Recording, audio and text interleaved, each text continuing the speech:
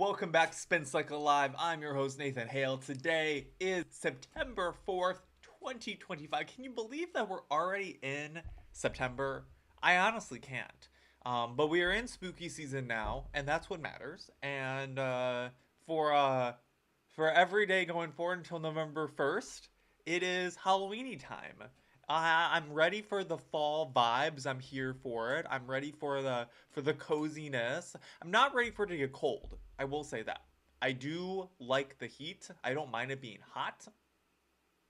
However, I am here for the coziness. I'm here for the fall in Florida weather. That's what I'm looking for. I'm here for the fall in Florida weather, and I want cozy spookiness with 80, 90-degree heat outside. Bring it on. I'm here for it. But we have a lot to cover today on this very show, and I've been looking forward to it. So let's get right into our very first story.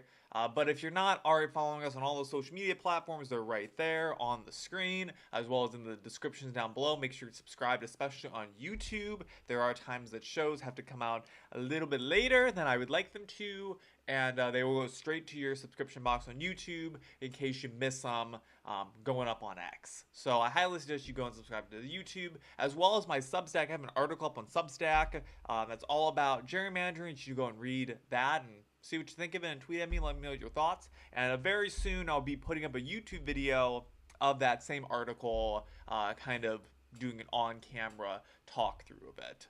So with that, let's go and get into our very first story, which comes from the AP News. So applications for U.S. joblessness benefits rise but remain in a healthy range. So let's see what AP has to say about unemployment. So the number of Americans seeking jobless benefits rose. Why are we saying jobless? They're unemployed. Where did the term jobless come from? Can someone tell me this? Does jobless mean something different than unemployed? Because I'm assuming they're the same thing, and it's just a cuter way of saying you're unemployed. You're jobless. I don't know. So I'm going to say unemployed. So seeking unemployment benefits rose modestly last week, suggesting that employers are still retaining workers even as the economy has showed signs of slowing. Applications for unemployment benefits for the week ending August 30th rose by 8,000 to 237,000, the Labor Department reported on Thursday. That's more than the 231,000 new applicants economists were. Oh, excuse me, I misinterpreted. So it rose by 8,000 people unemployed to 230,000. The last time it was polled, it was 231,000 out to 237,000. It didn't go from 8,000 to 237,000.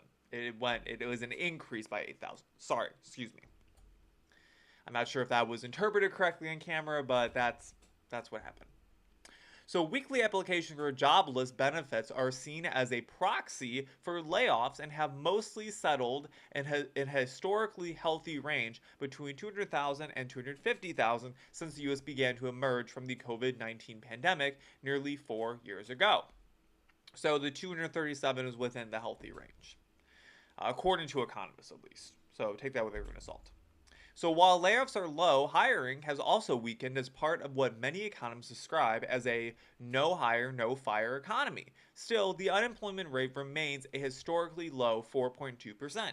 On Wednesday, the government reported that U.S. employers were advertising 7.2 million job openings at the end of July, fewer than economists had forecasted, and the latest sign of weakness in the U.S. labor market. Last month, grim July jobs, which showed job gains of just 73,000 and included massive downward revisions from June and May, sent financial markets spiraling. The government issued its August job report on Friday, with economists expecting the U.S. employers added a slim 80,000 private non-farm jobs. New job numbers are being watched closely by Wall Street and by the Federal Reserve, as the most recent government data suggests hiring has slowed sharply since the spring.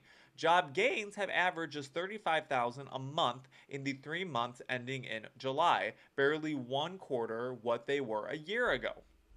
Growth has weakened so far this year as many companies have pulled back on expansion projects amid the uncertainty surrounding the impacts of President Donald Trump's tariff policies. Growth slowed to a 1.3% annual rate in the first half of the year, down 2.5% in 2024. The sluggishness in the job market is a key reason that the Federal Reserve Chair signaled last week that the central bank may cut its key interest rates at its next meeting in September. A cut could reduce other borrowing costs in the economy, including mortgages, auto loans, and business loans. The total number of Americans collecting unemployment benefits for the previous week of August 23rd, fell by 4,000 to 1.94 million. So I think it's good that we're talking about cutting interest rates finally. I'm glad to see that the Federal Reserve feels that this is an ample time to do it, or they're considering doing it. We won't know until it's actually done. So my greater feeling is I don't believe that the economy is doing as good as Republicans would like you to believe that it is. So the fact of the matter is unemployment has kind of sat around the same level it was before. It's gone up even just a little bit. We have super high tariff revenues coming in, but that doesn't really help American workers. It just brings more money in for the federal government. In fact, probably hurts more Americans than it actually benefits them, considering that they're now having to pay that money off through taxes, and maybe they're not feeling it yet, but it's coming. It's coming, right? There's only so long that companies are going to flip the bill for the increased tax they're having to pay to import goods. And it'll be great once factories are built in the United States and we have more products being made in the United States. Now, prices are going to go up for those products because it's more expensive to produce things here, but it'll be great once that happens. But for the time being, that's what we're dealing with. And it's going to be a while until we have those factories built in America and get them fully staffed and everything.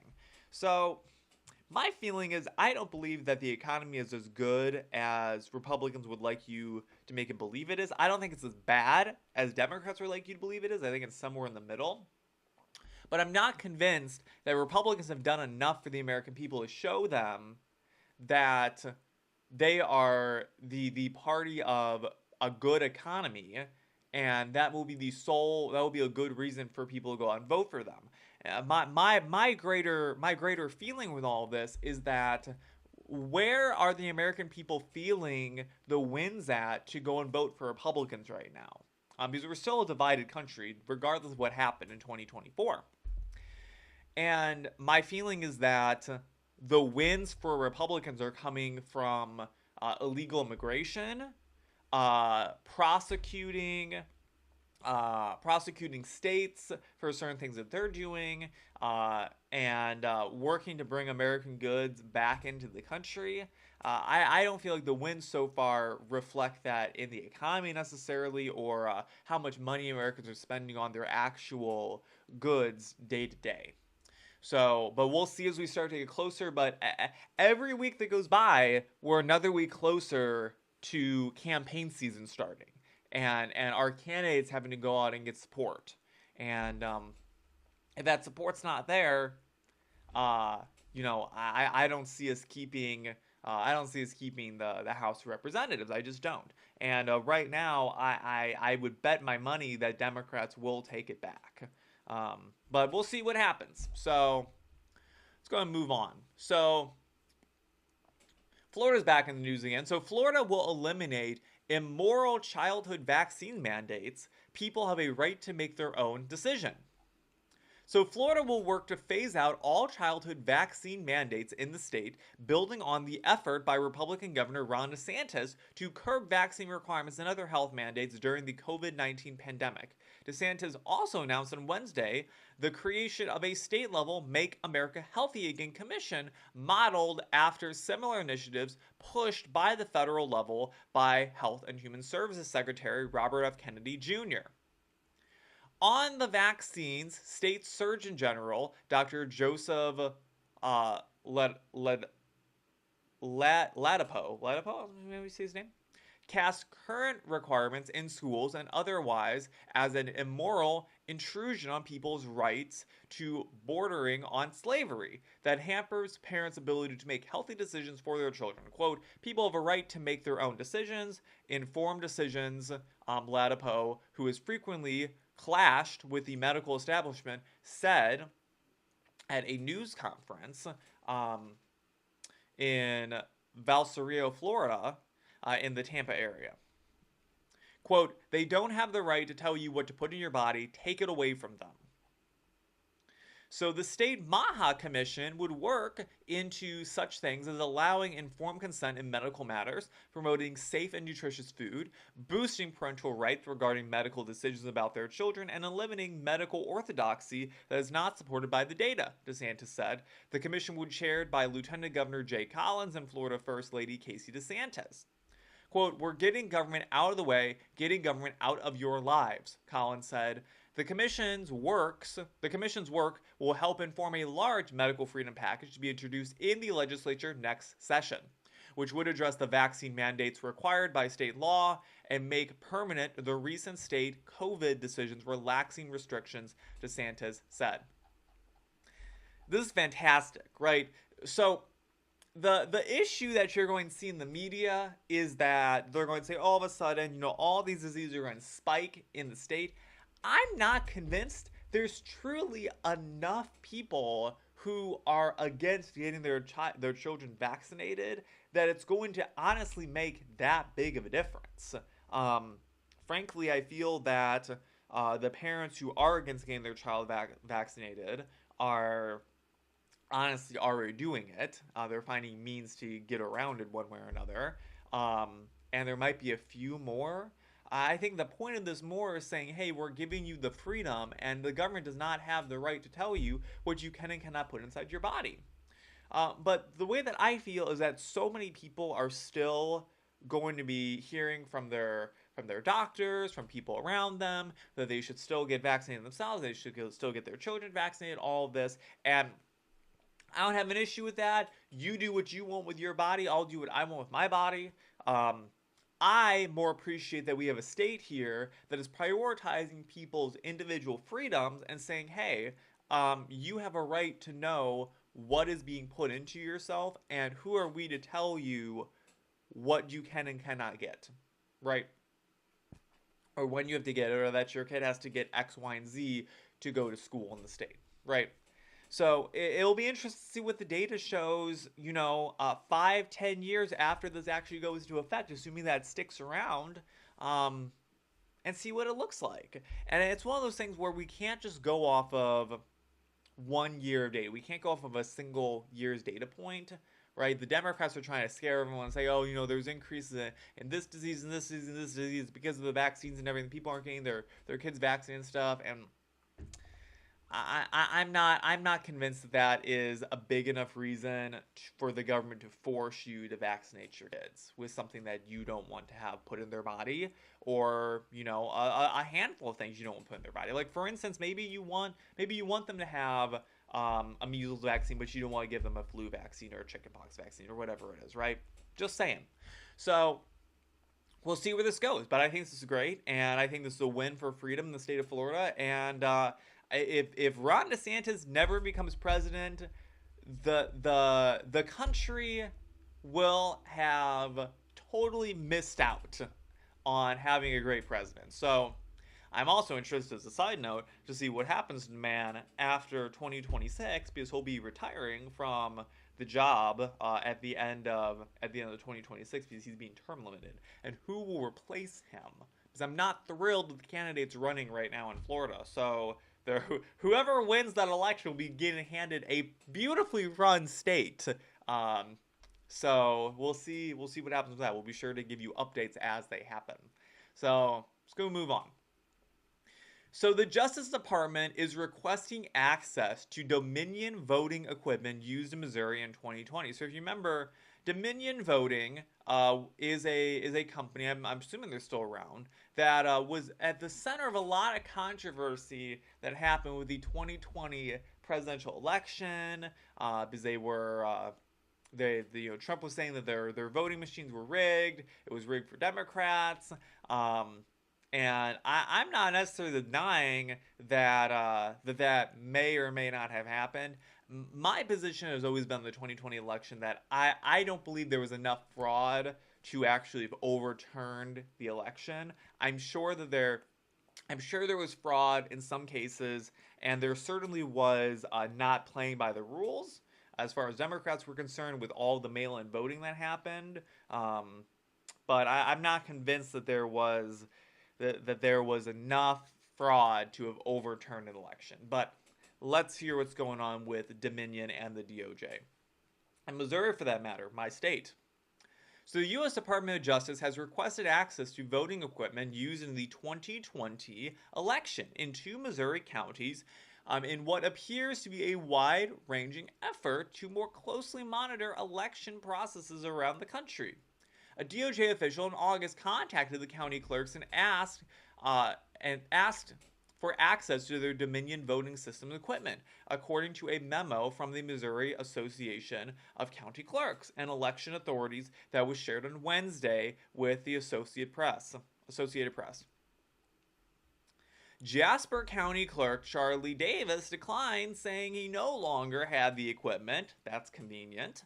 The memo said McDonald County Clerk Jessica Cole had the equipment but also declined. In a statement quoted in the memo, Cole said state and federal law prohibits election officials from giving unauthorized access to election equipment, which I'm not denying that either. But for some context, Jasper County and Clark County, I believe, are both Jasper County and McDonald County, I believe, are both in relatively conservative areas. Honestly, let's look up real quick. So alive. Let's see, Jasper County, Missouri. Let's see where it's at. So Jasper County is down by Joplin. Okay, so it's near the Kansas border. And what was the other one? McDonald County. Doing a live fact check.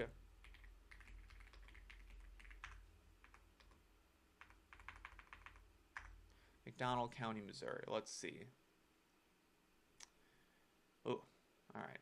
So McDonald County also looks like it's kind of in the middle of nowhere. It is right along the Oklahoma-Arkansas border, near the Branson area. I mean, not entirely near, but down by where all that is. But it's the very southwestern county of the state. So they're both right here in this region. So here's Joplin. Here's where the other county was. These are both fairly conservative areas. So Joplin probably is a little bit more on the left-leaning side than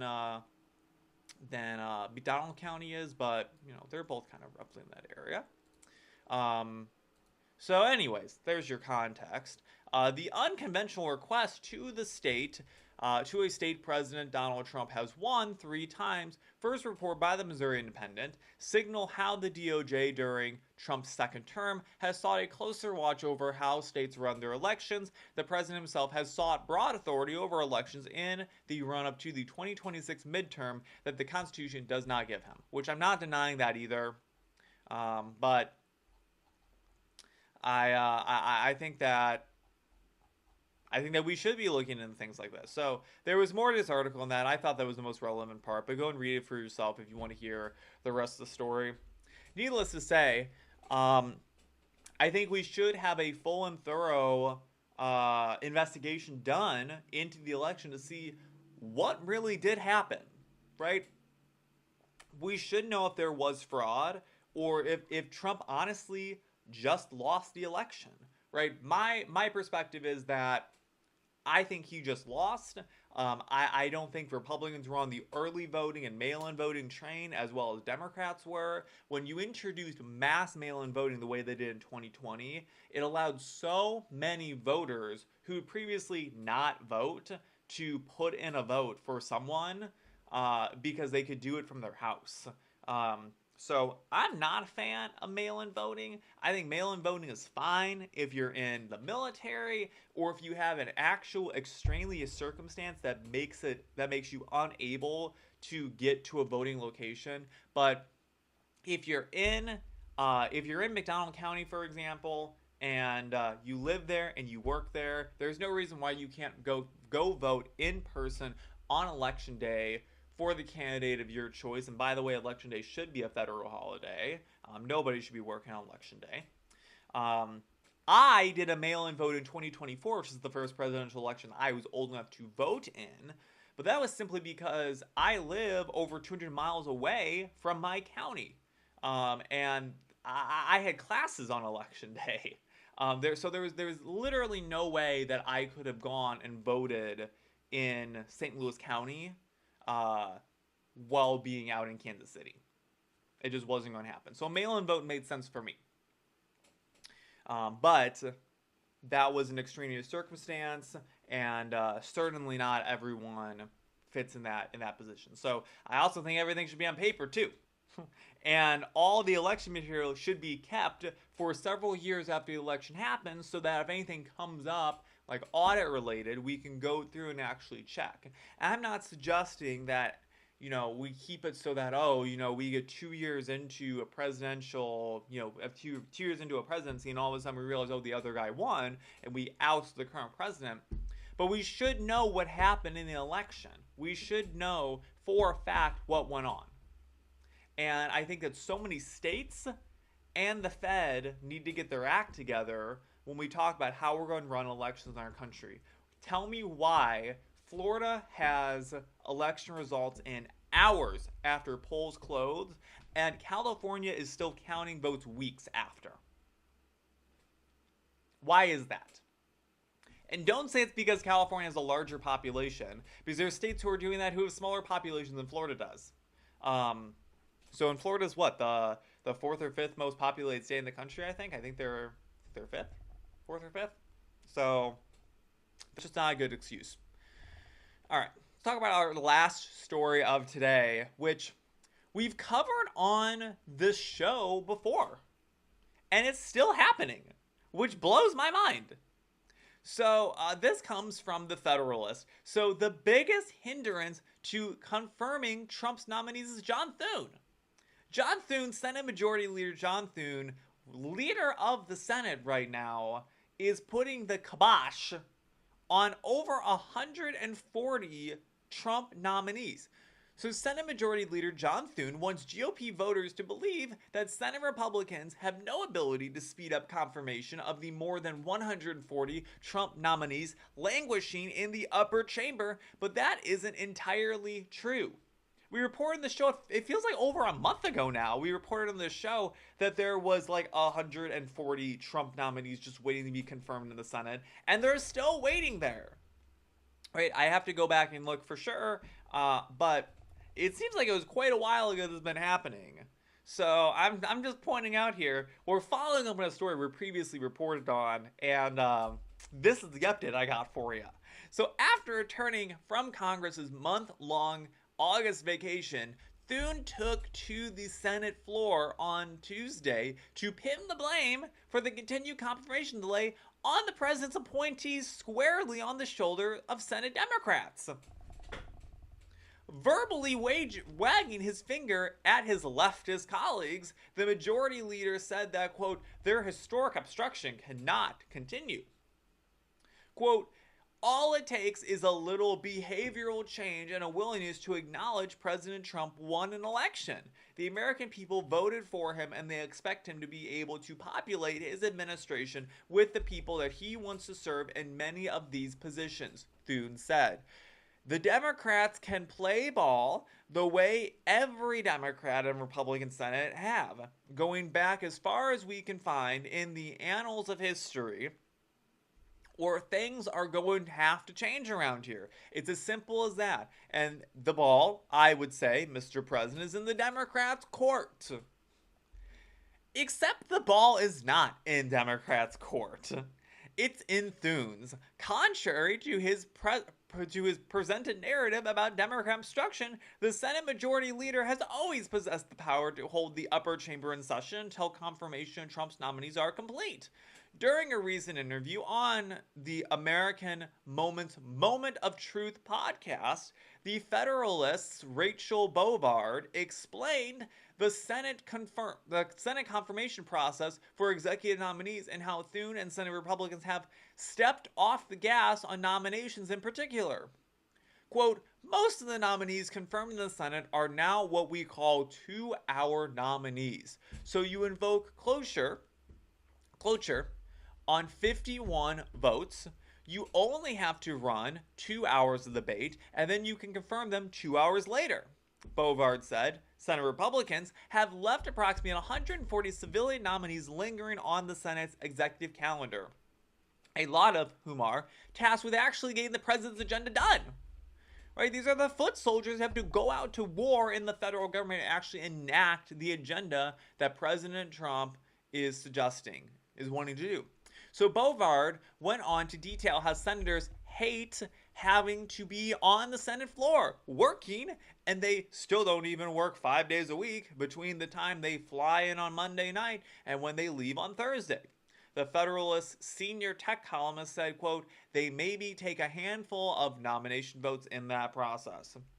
You could keep August recess on the table if you could just commit to showing up and working 9 to 5, 5 days a week, and just confirming noms during the time. You could really start churning through this calendar if you just committed to doing it. But we have not seen that level of commitment from Senate Republicans at any point outside of the cabinet, Bovard said. All that has to happen here is the Majority Leader, John Thune, has to go to the floor and file cloture on these nominees. He can do one at a time, or he can file on 10 at a time. Cloture lies over a day. It's called the intervening day, and after the intervening day, cloture is ripe, and these nominees can be voted on. That's all it takes, Bovard said. Democrats can't object to the process. Democrats have no role in that process. Then the votes are on the floor. While Thune has used this process to confirm a few nominees at a time, the Majority Leader has thus far refused to fully embrace the powers of the majority to pressure Democrats into a conceded deal that allowed large blocks of appointees to be confirmed quickly, rather than force senators to be on the floor confirming these nominees one after another, Bovard noted. Thune has maintained the Senate's slow as molasses confirmation schedule, leading to the current backlog of pending nominations. It's honestly just disgusting what the Senate behaves. What's the Senate's behaving like right now, in my opinion. We have a Republican Senate. We have a Republican majority in government. There's absolutely no reason why Donald Trump should not get the people working in his government that he wants to have working there. Why is the Senate standing in his way? Right? Why are they doing this? Well, one of the reasons is they like having their 4-day weekends every single week. They like working basically Tuesday through Thursday, and that's it. They like working 3 days a week. And that's not going to change anytime soon. And I think that we as the American people have to understand that regardless of what political party you support, neither side candidates truly represent the values of the American people. There are very few senators and representatives in government right now who are actually good at doing their job and are not just there to collect a paycheck and work as little as possible and hang out with the elite in Washington, right? And are just power hungry, right? So ask yourself, why is it that John Thune is saying things that are not true to the Senate floor?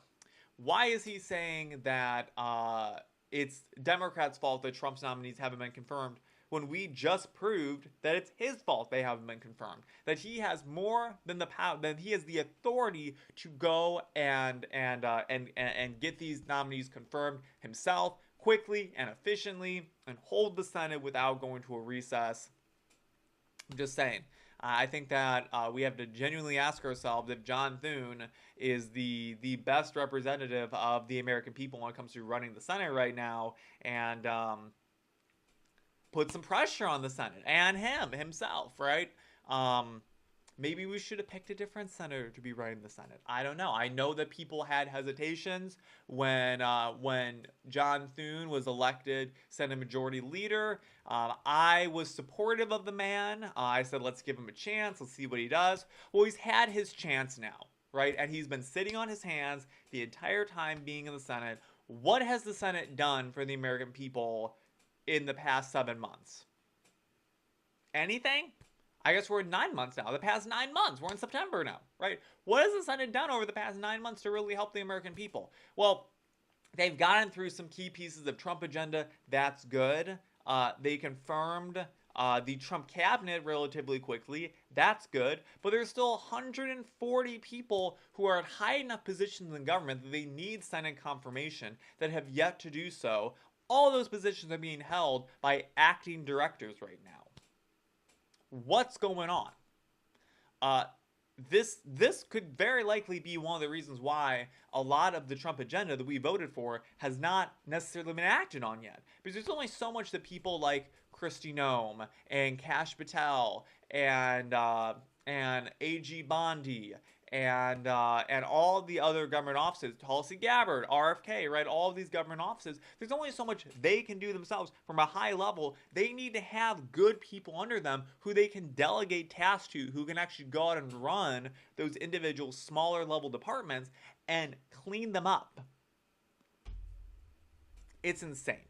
So we'll see how much longer this goes on. I'll have to look up and see how long it's been that these nominees have been waiting for, but it feels like at least a month now. And we'll give you an update whenever they do get confirmed. Hopefully they'll be confirmed by the end of the year, right? A fourth of the way through the second Trump administration, and maybe he'll have his full government.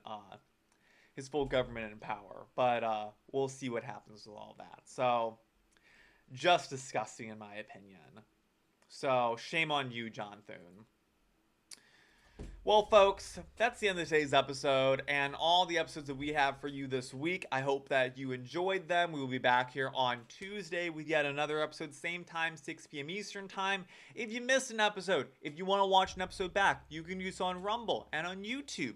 Go and subscribe to us on both of those platforms, especially YouTube. Keep an eye out over there as well. I will be having a video going up shortly taking on gerrymandering in the United States. If you want to get the scoop early, go and read the full article on my Substack, linked in the description down below on YouTube and on Rumble. You can also find my Substack through the link in my bio on X.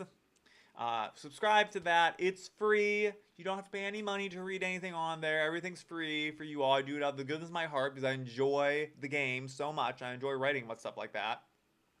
So the least you can do is go and give me a subscribe and go and like the posts and everything and keep interacting with my tweets and everything. That's why I'm able to keep doing this stuff for you because of all of you people out there, and I'm so gracious and so thankful for all of you.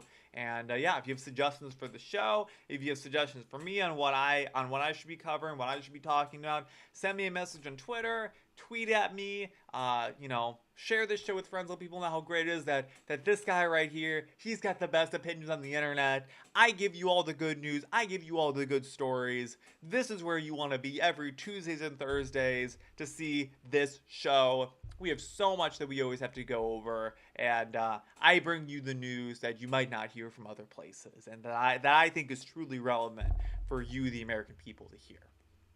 But with that, I've been Nathan Hale. This has been Spins Like Alive. Until next time, have a great weekend. Peace out.